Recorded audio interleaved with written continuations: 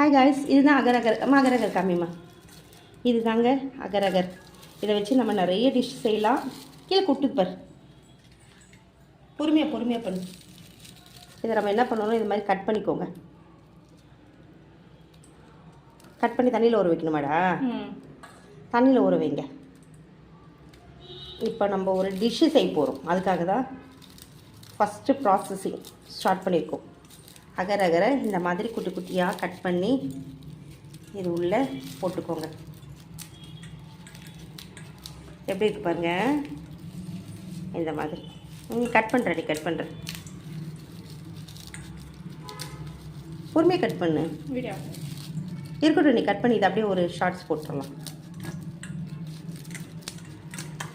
நீ கட் பண்ணு பொறுமையாக. முறுமுறுன்னு தான் இருக்குல்ல.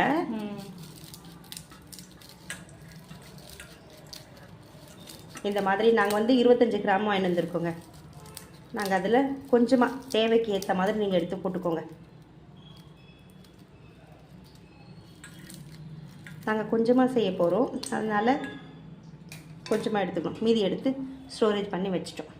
ஓகே, இப்போ நம்ம என்ன பண்ண போகிறோம், தண்ணி ஊற்றி ஊற போடுங்க.